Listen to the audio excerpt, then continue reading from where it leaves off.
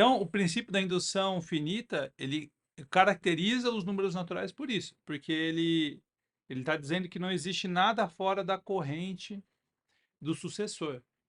Você começa num ponto inicial e os números naturais são resultado dessa corrente sendo aplicada infinitamente, né? Então você tem um princípio infinito aí. E outra coisa é que você tem essa quantificação em cima de subconjunto. Você fala para qualquer subconjunto dos números naturais, né? Se o zero pertence a esse conjunto e se para cada n o sucessor do n também pertence, então esse cara é os números naturais. O que isso garante? Garante que não tem um infinito depois da corrente, né? Não vai acontecer de você fazer o sucessor e depois fazer e ficar fazendo e tem um infinito inacessível pela corrente do sucessor. Aham, Isso é proibido pelo axioma. Não aham. acontece. Isso acontece nos ordinais, por exemplo, né? O primeiro ordinal infinito satisfaz isso. Você não consegue chegar no infinito mesmo, realizado pelo sucessor. Você não consegue chegar no infinito. Você sempre chega num número natural, Sim. né? Então, o axioma garante que não existe um cara infinitamente grande que não dá para chegar fazendo sucessor. Ele garante isso. E ele também garante que não tem ninguém escondido entre dois números, né? Que o sucessor pega todo mundo. É isso. É isso que esses axiomas garantem. E qualquer estrutura que satisfaça, né, o princípio da indução e os outros axiomas de Peano carrega, assim, qualquer fórmula que você mostre nesse lugar, você consegue carregar para os números naturais e vice-versa. Então acontece, já aconteceu mais de uma vez, assim, eu discutindo, conversando sobre um bicho cabeludo com algum colega.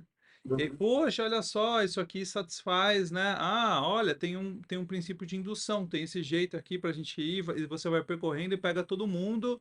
Opa, fez quaquá e tá na lagoa, é pato. Se satisfez os axiomas de Peano, é um modelo dos números naturais. Para a gente, é isomorfo. Tem uma estrutura de números naturais, e a gente pode usar isso para provar um monte de coisa, tá? Então isso é um poder muito grande. Não é só, eu quero demonstrar uma formulinha que é a soma dos quadrados. Não, isso é importante também, que quero demonstrar que tal fórmula é válida, né? Então, o jeito inicial que a gente costuma adotar, o princípio da indução, é para provar que algumas fórmulas são válidas. Então, você quer provar, por exemplo, que. Vamos lá.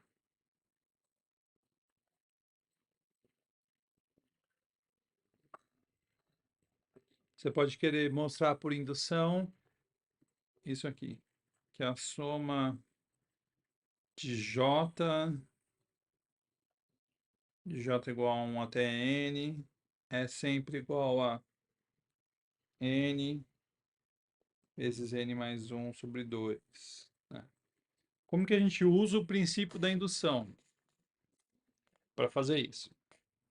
Você pensa no subconjunto dos naturais que satisfaz essa fórmula, tá? Então, como que a gente usa esse princípio na forma bruta aí para provar essa fórmula, que essa fórmula vale para todos os números naturais? Você considera, então, primeiro, seja S o conjunto dos números naturais, tal que o somatório de j igual a 1 até n de j igual a n mais 1 sobre 2.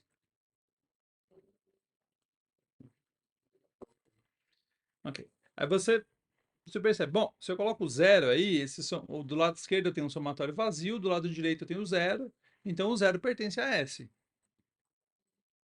O zero pertence a S porque é axioma da especificação, ele está nos naturais e satisfaz a forma, né?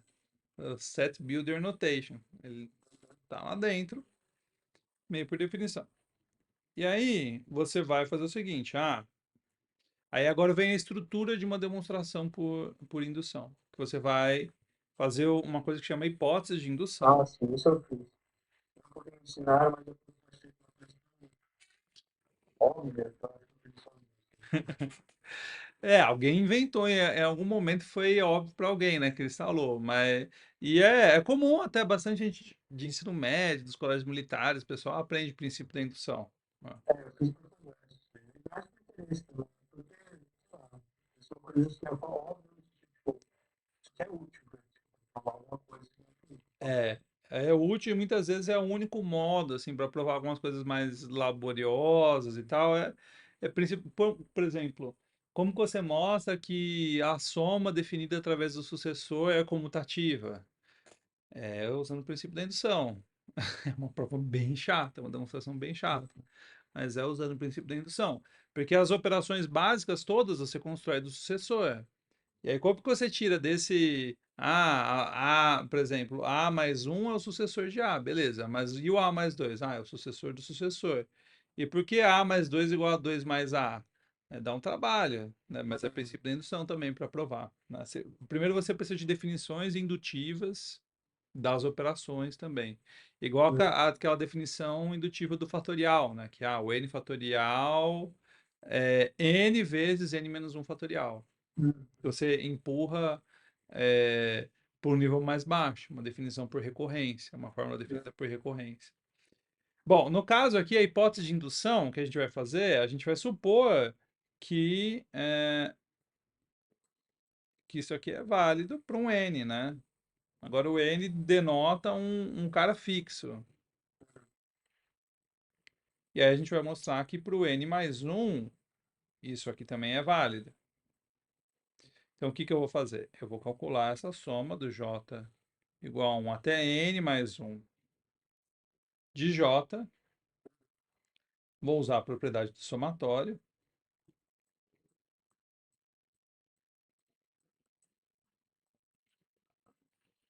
Vou usar a hipótese de indução.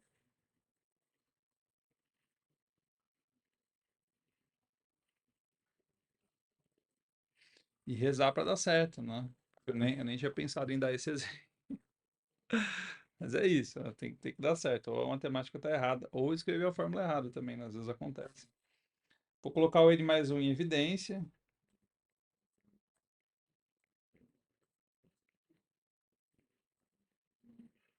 Saiu.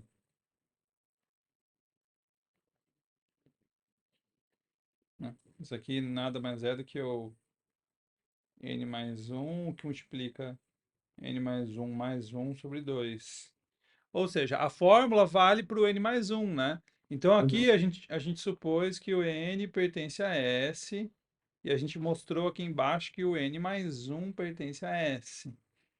Então a gente mostrou que sempre que o n pertence a S, o n mais 1 pertence a S também. Logo, pelo princípio da indução finita, como zero também pertence a S, o S é a totalidade dos números naturais. Então essa fórmula, que é a fórmula da PA, né, a fórmula mais fácil da PA, ela é válida. Mas é claro que você poderia demonstrar isso de outra forma também, né? Mas isso é um jeito. O bom da indução finita é que você não precisa ficar pensando em técnicas de demonstração. É um algoritmo, né, que te ajuda a demonstrar muita coisa e, assim, obviamente, ele tem um poder limitado. Você não vai, eu quero demonstrar conjectura, né, ou demonstrar alternância de Fermat usando indução, porque é o que mais aparecia antes de provar o teorema. Toda semana tinha no Archive. No Archive não, mas circulando aí uma demonstração do último teorema de Fermat usando indução. É até um exercício legal, procurar o erro, porque às vezes o erro é bem delicado, assim, é interessante.